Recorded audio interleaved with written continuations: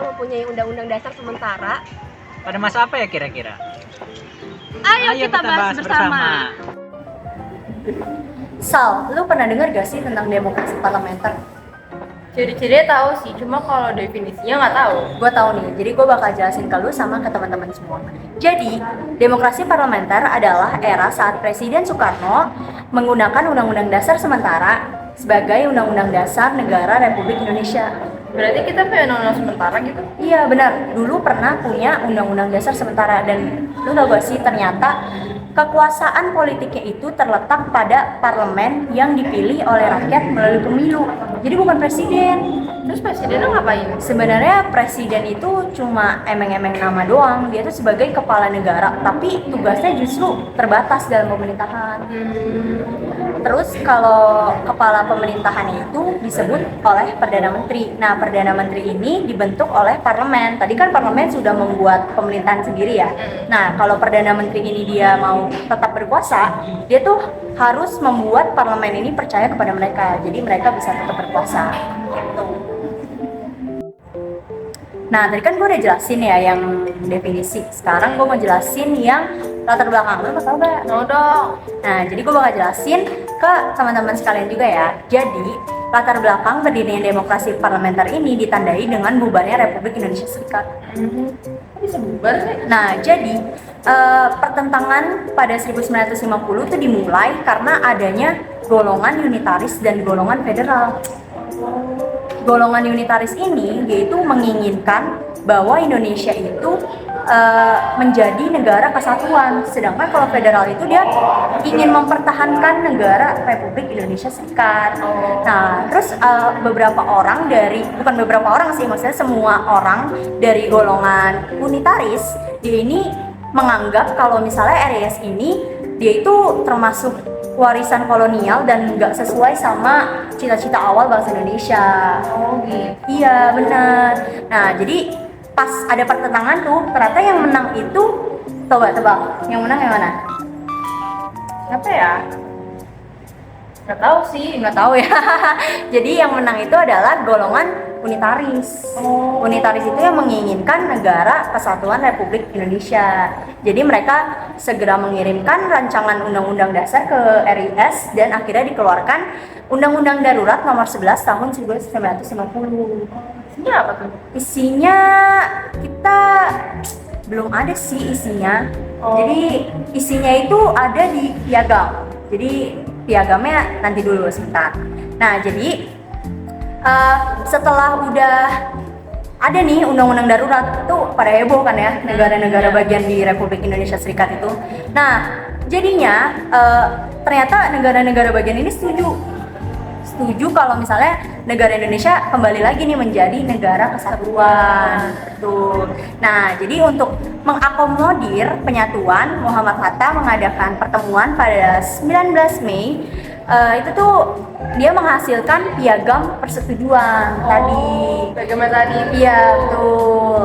Piagam persetujuan ini isinya yang pertama itu adalah membangun negara kesatuan, maksudnya negara kesatuan itu akan berdiri lagi. Terus yang kedua, pembentukan undang-undang dasar. Yang ketiga itu ada presiden adalah Soekarno. Yang keempat, Dewan Menteri harus bersifat parlementer. Dan yang kelima, pembentukan panitia bersama. Nah, panitia bersama ini ada tugasnya tahu. Apa tuh? Tugasnya ini dia sebenarnya diketuai oleh Supomo dan Abdul Halim.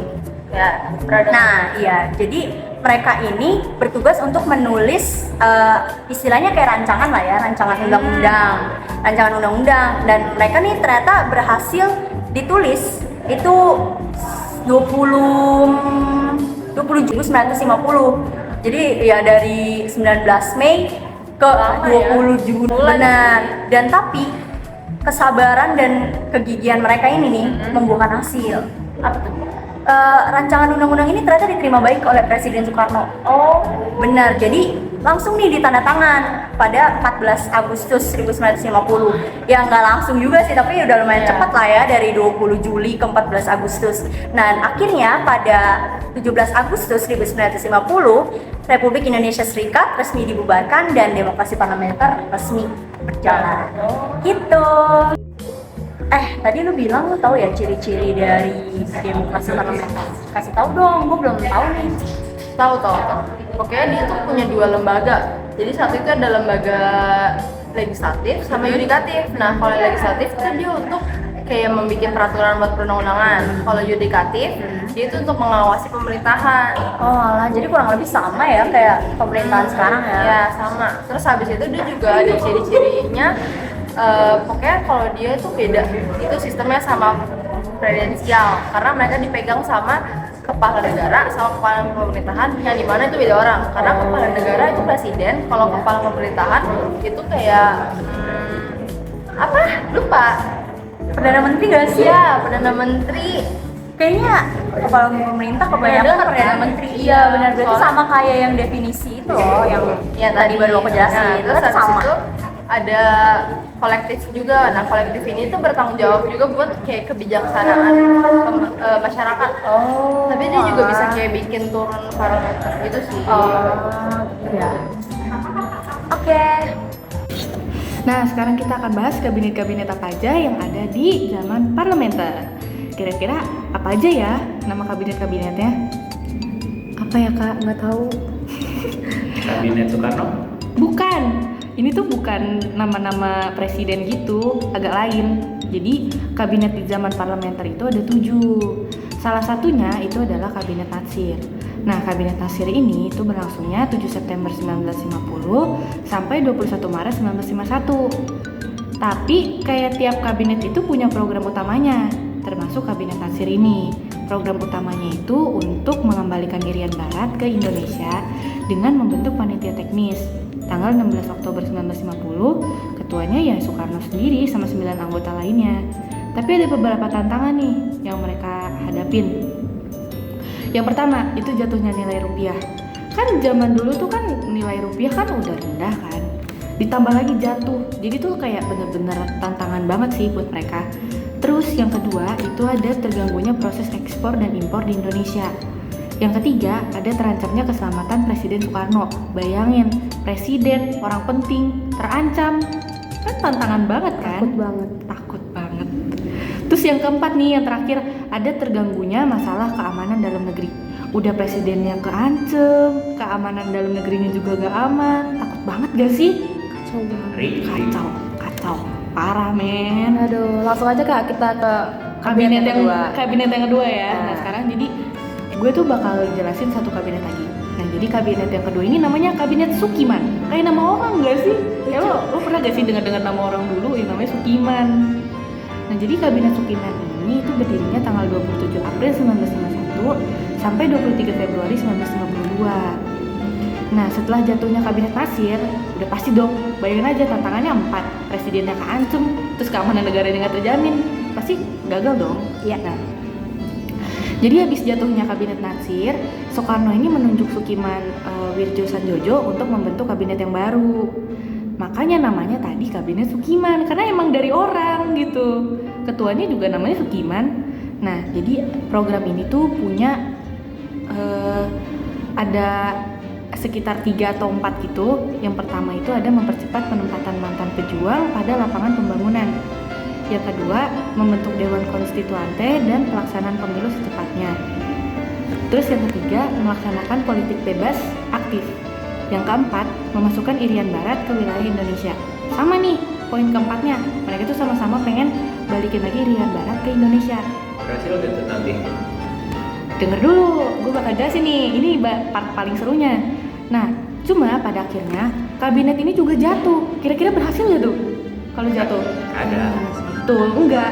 Nah, karena kabinet ini tuh jatuh karena dianggap menodai kebijakan politik luar negeri bebas aktif dengan cara menerima bantuan militer dan ekonomi dari Amerika Serikat yang disebut dengan MSA, Mutual Security Act.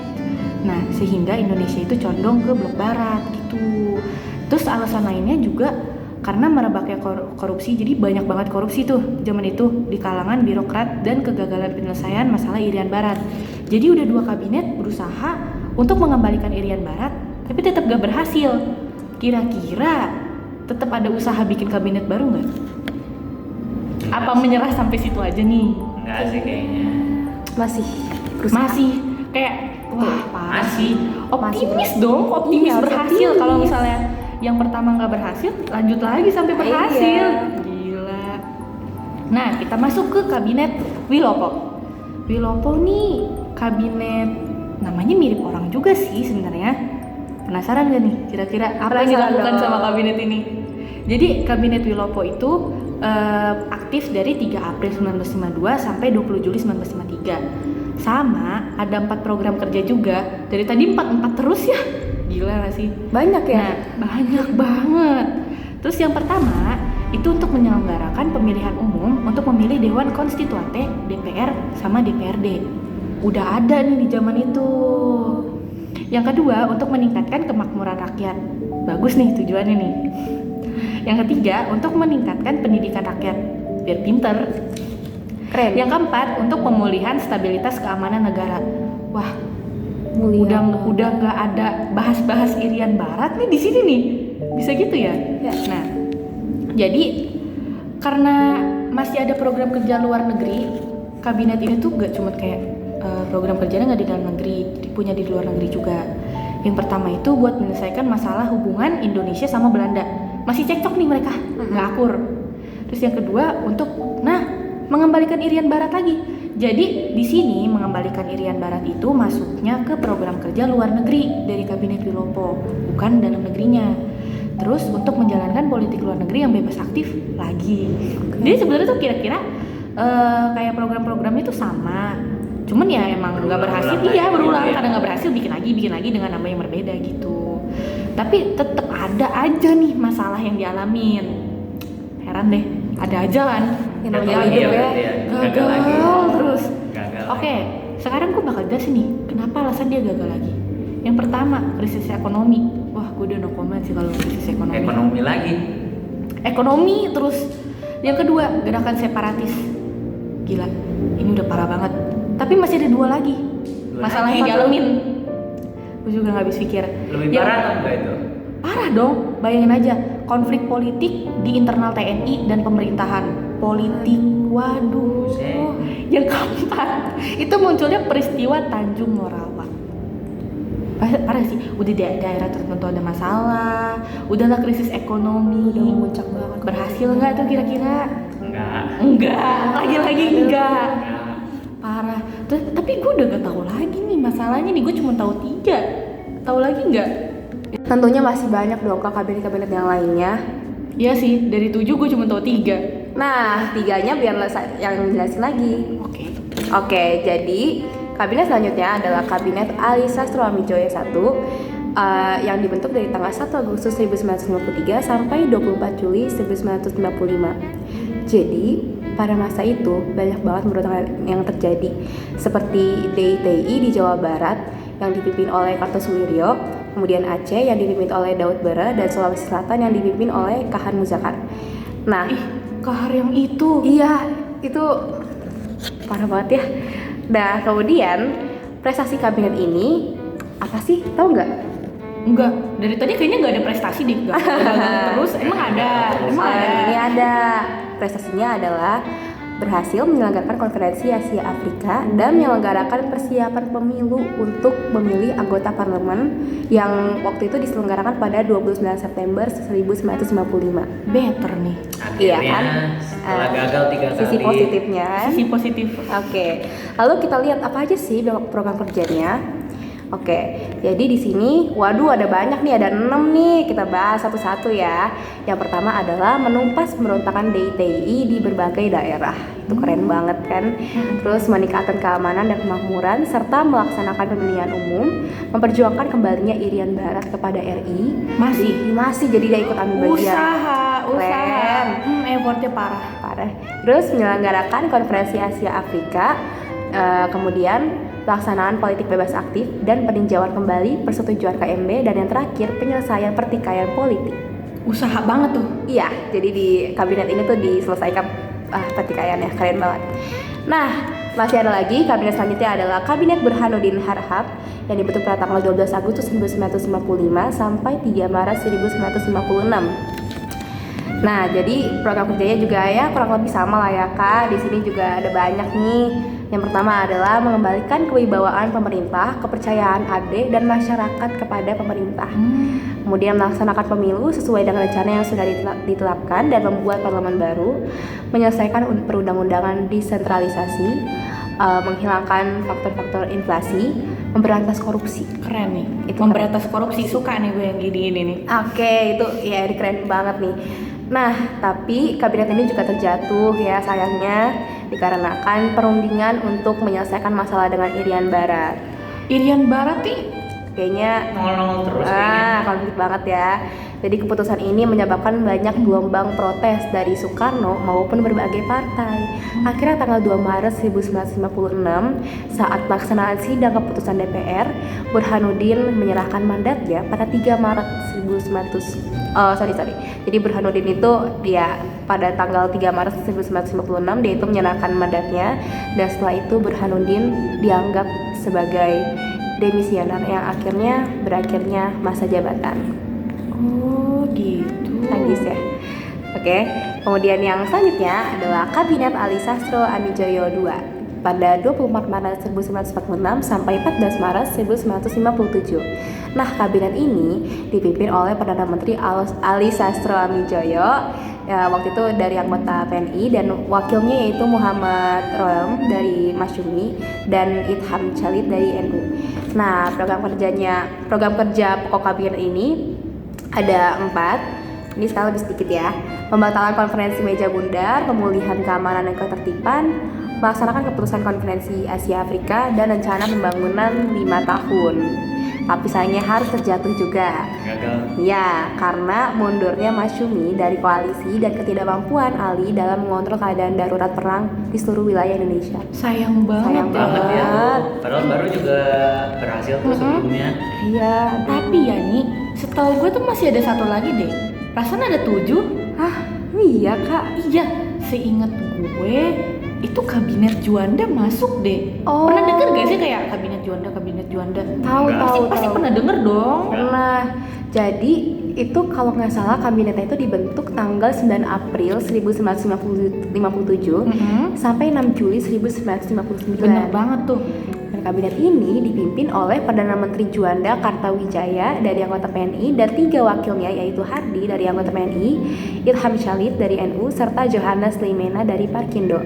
Nah, kabinet ini punya 5 program yang disebut pancakarnya. Coba Roka sebutin apa aja sih Kak? Jadi gini, aduh masih gitu aja nggak tahu sih. Iya. Yang pertama itu ada membentuk Dewan Nasional. Yang kedua itu adalah normalisasi keadaan Republik Indonesia. Yang ketiga untuk melanjutkan pembatalan konferensi meja bundar. Mereka ini kontra gitu loh sama KMB. Nah, yang keempat tetep coba tebak yang keempat. Aduh, Irian Barat Irian lagi. Barat. Bener banget. Emang kayak lo ngerasa gak sih kayak tujuan kabinet dibuat itu tuh cuma benar-benar buat Irian Barat doang. Gila, dikasih. Terus yang kelima untuk mempercepat pembangunan. Oke, ini untuk negara ya. Keren. Nah, kedua itu adalah tingginya akuntabilitas dari pemegang-pemegang jabatan. Parlemen dan media massa merupakan alat kontrol sosial, sehingga apabila pemegang jabatannya tidak kompeten, maka semuanya akan jatuh. Ketiga adalah kehidupan kepartaian berkembang secara maksimal dengan adanya sistem multi partai. Ada kurang lebih 40 partai politik yang terbentuk dari rekrutannya bebas dari campur tangan pemerintah. Partai ini bebas memiliki ketua dan seluruh pengurusnya yang dapat dipilih oleh anggotanya. Beberapa contoh dari partai ini yang ada saat masa parlementer adalah ada 5 nih contohnya. 1. Partai Nasional Indonesia atau yang sering disebut PNI. Kedua, Masyumi.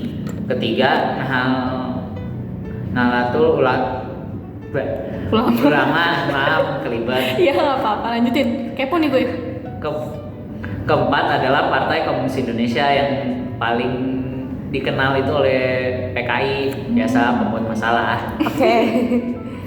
Kelima dan terakhir dari contoh ini adalah Partai Syarikat Islam Indonesia atau disebut PSII. Bukti yang keempat di sini adalah pemilu tahun 1955. Itu di pertama kalinya pemilu demokratis yang kompetisinya itu amat berjalan secara intensif dan adil.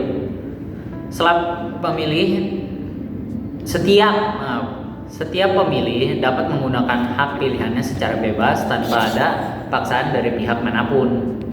Jadi benar-benar adil itu pemilu tahun 1955. Sama kayak pengaplikasiannya sekarang dong. Ya, kurang lebih. Bukti yang kelima adalah seluruh masyarakat mendapat hak dasarnya. Adanya hak berkumpul dan berserikat dibuktikan dengan adanya partai politik dan organisasi peserta pemilu. Kebebasan pers dan berpendapat juga terwujud secara nyata. Masyarakat mampu mengkritik pemerintah tanpa rasa takut. Misalnya, kritik yang dilontarkan oleh mantan Perdana Menteri Dr. Halim yang mengeluarkan surat terbuka ditujukan kepada tindakan Soekarno pada 27 Mei 1955. Dan bukti terakhir, bukti keenam, adalah pemerintah daerah mendapat otonomi yang seluas-luasnya. Asas yang digunakan adalah desentralisasi yang mengatur hubungan antara pemerintah pusat dengan daerah. Udah, itu aja. Ya udah sih, itu doang sih perjalanan Ya, udah banyak pelaksanaan sih. demokrasinya. Udah banyak sih. Banyak juga. Daripada bahas-bahas yang politik-politik terus, gimana kalau kita sekarang bahas ekonomi? Bener banget. Gimana kalau kita bahas tentang kebijakan ekonominya? Iya bener banget. Kira-kira kalian pernah tahu nggak salah satunya gitu yang kebijakan ekonomi pas saat itu? Kalau yang sering ku denger sih ada Gunting Sarifuddin sama RPLT. Bener-bener, itu salah satunya juga sih. Kalau gue sih pernah dengernya Indeks sama ekonomi Alibaba. Oh, Unik ya? Iya. Lucu sih. Kalau misalnya ini setahu gue ya, ada namanya kan tadi lo udah sebut Gunting Sarifuddin. Jadi Gunting Sarifuddin itu pada saat itu ya ada namanya Menteri Ekonomi itu Sarifuddin. Dan pada saat itu Indonesia tuh lagi inflasi parah banget sampai barang-barang tuh jadinya kan mahal gitu. Nah makanya pada saat itu Menteri Keuangan Syarifuddin Prawira Negara itu kudu segera untuk menyelesaikan masalah tersebut. Caranya gimana? Dia ngelakuin sandaring gitu. Ada yang tau gak sih sandaring itu apaan? Sandaring? Nggak tahu deh. Gak pernah dengar. Ya sederhananya tuh kayak pemotongan nilai mata uang sih. Dan yang dipotong itu adalah uang-uang yang di atas pecahannya 2,50 perak. Kecil banget gak sih? Kalau buat sekarang sih kecil ya, tapi pada saat itu yang punya uang kayak gitu tuh cuma masyarakat menengah ke atas guys. Kayak kecil banget gak sih kalau dibandingin sama sekarang.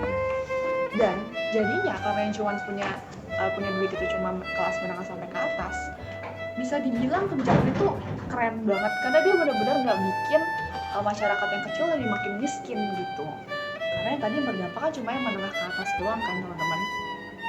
Nah bisa dibilang ini cukup berhasil dan bahkan sampai Indonesia dia dipercaya sama Belanda buat dipinjemin uang sebesar 200 juta rupiah. Bayangin 200 juta. Kita sekarang aja 200 juta segede apa nggak sih duitnya? Bisa beli mobil kan? Bisa. Terus apa lagi?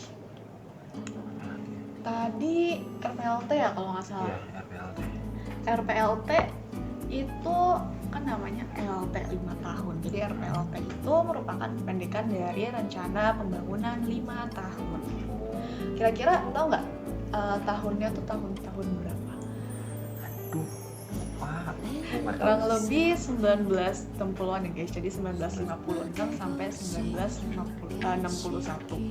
Nah, rencana ini sayangnya itu bisa tebak nggak akhirnya tuh gagal atau berhasil? Gagal. Sayangnya hampir semua kebijakan ekonomi pas masa itu tuh gagal guys akhirnya. Contohnya salah satunya RPLT ini. Jadi pada saat itu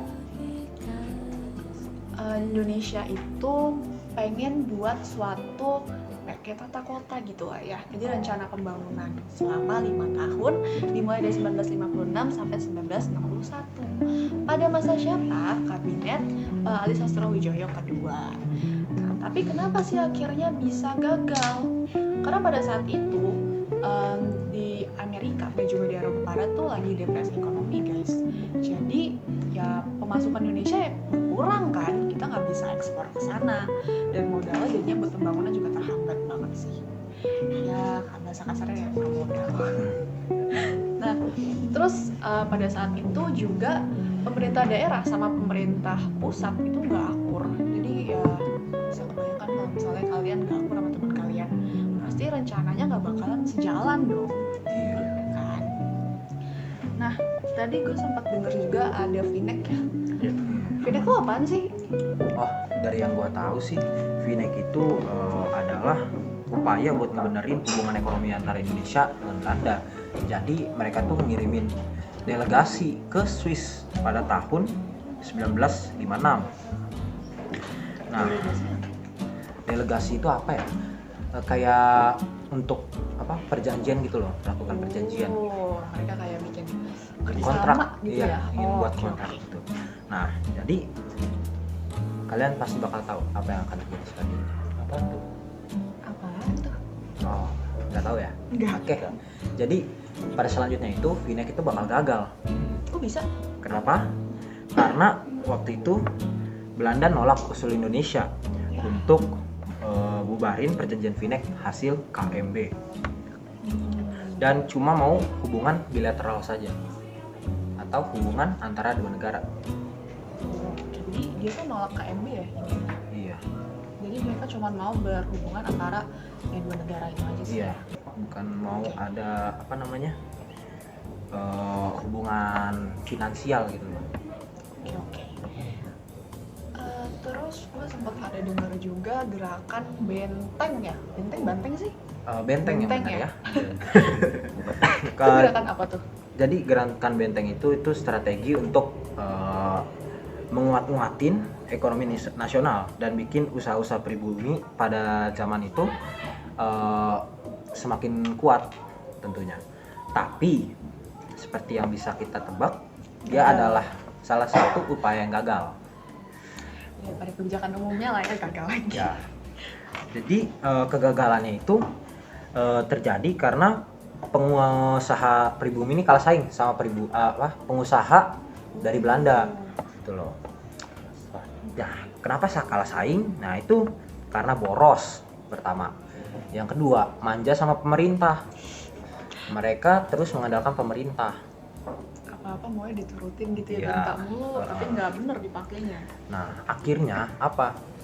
Rata-rata mereka malah mengkorupsi duit kredit. Udah. Oh, berarti gagal. mirip kayak Alibaba ya? Iya, kurang lebih mirip. Soalnya kan ada salah satu juga kebijakan yang gue tahu tuh ada Alibaba. Jadi ya Ali itu kayak sebagai pengusaha nasional gitu, jadi pengusaha pribumi. Dan sedangkan Alibaba itu yang pedagang luar negerinya. Tapi pada saat itu sih pedagang Cina ya, karena sampai sekarang juga stereotipnya kayak orang Cina tuh jago dagang gitu kan. Iya. Jadi pemerintah tuh kayak ngasih kredit gitu ke mereka supaya ke yang non pribumi ya, jadi supaya kayak timbal balik gitu loh, harapannya nih si yang non pribumi pedagang Cina ini mau nih ngasih share ilmu mereka ke pedagang pribumi gitu. Tapi ya sama kayak tadi gerakan benteng gagal juga. Salah satu alasan juga sama bahkan karena ya penyalahgunaan tadi itu kan pemerintah tuh yang ngasih modal kepada non pribumi ya pasti untuk mereka berdagang gitu kan. Tapi duit itu malah disalahgunain dan dikorup juga gitu kan. Buat kebijakan buat kebutuhan mereka sendiri, justru malah buat kegiatan konsumsi mereka, bukan buat dagang. Terus di sisi lain ya, si pedagang yang dari Cinanya sendiri itu juga 11-12. Mereka juga menyalahgunakan uang yang dikasih sama pemerintah, justru malah bukannya buat share ilmu gitu kan. Mereka ya buat keuntungan mereka sendiri doang. Kita ya dipakailah semuanya sama mereka gitu. Dan dengan gak bijak pastinya. Kayak akhirnya sama-sama gagal kan? Iya. Nah, jadi ada nih, mau tau nggak? Ada upaya terakhir dari pemerintah untuk memperbaiki kondisi ekonomi pada saat itu. Gimana caranya? Nah, jadi pada waktu itu tuh ada yang namanya Deja Phase Bank. Jadi itu adalah bank milik Belanda ya. Jadi usahanya ini adalah untuk merebut Bank De Javasche Bank. Kenapa? Yaitu untuk Indonesia bisa naikin pendapatan, irit biaya, dan turunin biaya ekspor. Oh, karena kalau misalnya sama Bank Belanda tuh jadi ribet gitu ya administrasinya. Administrasi ribet, pastinya akan ada biaya tambahan karena tahu sendiri pada saat itu pribumi tidak memiliki kekuatan. Iya benar sih. Jadi kalau misalnya dengan kayak ngadopsi Bank Belanda jadi lebih gampang nggak sih? Jadi kan Iya. kayak punya anak sendiri gitu kan. Jadi ini adalah proses mengakuisisi lah kurang lebih gitu. Nah, coba tebak, akhirnya gagal atau berhasil? Pasti Berhasil. gagal. Berhasil nih. Berhasil. Berhasil. Gagal. Iya, jadi berhasil ya. Oh berhasil. Oke. Nah, jadi De Javasche Bank ini berhasil dinasionalisasi sama pemerintah. Nah, pada tanggal 15 Desember 1951 akhirnya De Javasche Bank berhasil jatuh ke tangan pemerintah. Nasionalisasi ini penting banget buat sejarah ekonomi Indonesia karena bikin pemerintah bisa nguasain kebijakan moneter dan keuangan negara dari campur aduk negara Belanda. Jadi Bank Indonesia jadi bank sentral negara dan punya peran penting buat ngembangin ekonomi nasional. Oh jadi si Javasche Bank ya? Jadi Javasche Bank. Di Javasche Bank itu diakuisisi sekarang jadi BI berarti? Iya. Oh alah. Makanya. Ternyata BI itu bekas Bank Belanda ya? Iya. Bank tuh. Terus ada kalau nggak salah kan tadi kita udah bahas RPLT ya. Setahu gue tuh akhirnya pas 1957-an itu apa ya rencana pembangunan tuh jadi belok gitu jalannya. Dia udah nggak lagi untuk rencana 5 tahun, tapi jadinya buat yang lebih jauh lagi. Karena pada saat itu kabinet Juanda tuh ya lagi kurang stabil lah gitu antara pemerintah pusat sama pemerintah daerahnya. Karena yang tadi pas LPLT juga masih kurang akur kan, jadinya yang nggak jalan. Diubah tuh, jadi namanya MUNEP, Musyawarah Nasionalisasi Ekonomi. Terus habis itu si MUNEP ini sayangnya sama tuh kayak RPLT. Kalian ingat nggak sih ada salah satu pemberontakan yang 1957-an sekian gitu. Itu pada saat itu emang lagi banyak banget pemberontakan kan. Iya, iya. Kayak wah bener-bener kacau banget nih tahun-tahun segitu. Dan pada saat itu salah satunya mungkin kalian udah sering dengar juga ada PRRI ya atau Permesta. Jadi ini tuh pemberontakannya tuh lama banget dan ngabisin duit negara banget. Jadinya ya MUNEP ini nggak jalan guys, kurang modal lagi. Ribet ya. Jadi gitulah, kebanyakan kebijakan ekonomi yang gagal sih intinya. Kecuali yang tadi berhasil cuma BI ya. Iya. BI sama si Gunting Syarifudin tuh yang berhasil. Terus kita kan udah bahas nih beberapa kebijakan ekonominya. Pasti ada masa akhirnya nggak sih? Iya dong, pastinya. Kenapa tuh? Kok bisa? Jadi gini, untuk di akhir periode demokrasi parlementer ini itu ditandai dengan memanasnya kondisi pada saat itu. Jadi di kondisi saat itu detik-detik terakhir, jadi politik di Indonesia itu kacau banget karena semua itu udah nggak setuju gitu sama demokrasi ini karena udah tidak mendeskripsikan nilai kemoralan Udah nggak orang relevan lah ya masyarakat. Iya, sama udah nggak masyarakat cocok. kita sekarang. Jadi pada saat itu tuh ada yang sebagian orang setuju dengan UUD 1945 dijadikan sebagai dasar hukum Indonesia, sedangkan ada juga yang setuju agama Islam gitu jadi dasar negaranya. Oh, debat. Jadi jadinya debat kan. gitu loh untuk menentukan. Sudah 3 kali pemungutan suara itu Buset. tetap aja Banyak banget. UUD 1945 hanya mendapat suara tidak pernah lebih dari 2/3 gitu loh. Bayangin 3 kali ini untuk Jadi, memastikan tapi agak sia-sia juga berarti Iya. ya 3 kali. karena Kacau itu banget loh. nah, makanya sampai saat itu pada tahun 1959 Indonesia tuh masih belum bisa dibilang punya demokrasinya lah, belum ditemukan gitu. Berarti dasar-dasarnya Iya. tuh masih gonjang-ganjing gitu Stabil ya, lah. nggak stabil Iya, gitu ya lah ya. belum diakui gimana. Dan Dewan Konstituante itu yang tugasnya mencari, merumuskan demokrasi terbaru itu masih gagal. Jadinya ada partai-partai di Indonesia saat itu tuh yang menyadari kalau ini udah nggak benar gitu lah. Jadi dia menyarankan ke Pak Presiden, Pak Soekarno pada saat itu, disarankan untuk mengembalikan UUD 1945 sebagai dasar hukum lagi. Jadi dipakai lagi dong berarti dulu ya. soalnya udah pernah, tapi sekarang kan mau diganti. Setelah disaran itu, jadinya ya Presiden Soekarno ini setuju gitu, dia keluarin dekret ya, namanya dekret. Oh, dekret presiden ya? Iya. Oh iya iya. Dikeluarkan pada tanggal 5 Juli 1959. Itu isinya sebagai berikut. Yang pertama ada membubarkan konstituante. Karena tadi Iya, ada yang tugasnya nggak- buat nyari tugasnya gitu. nggak Karena rampung ya, guys. nggak benar jadi dibubarkan. Lalu dikembalikan lagi seperti MPRS sama DPAS. Itu yang pada tahun 1995 itu pernah dipakai gitu. Jadi untuk balik lagi ya iya, sebenarnya. untuk lebih mencerminkan UUD 1945 itu jadi dasarnya. Jadi dibalikin lagi karena pada saat itu sih lumayan ini ya, bisa berjalan sebelum diganti. Nah, jadi Pak Presiden ini setelah keluarkan itu sudah resmi lah diberhentikan masa demokrasi parlementernya. Oke, jadi ya sebenarnya habis udah masa ini tuh balik lagi dong ke Iya. 1945 berarti ya kurang lebih konstitusinya. Ya.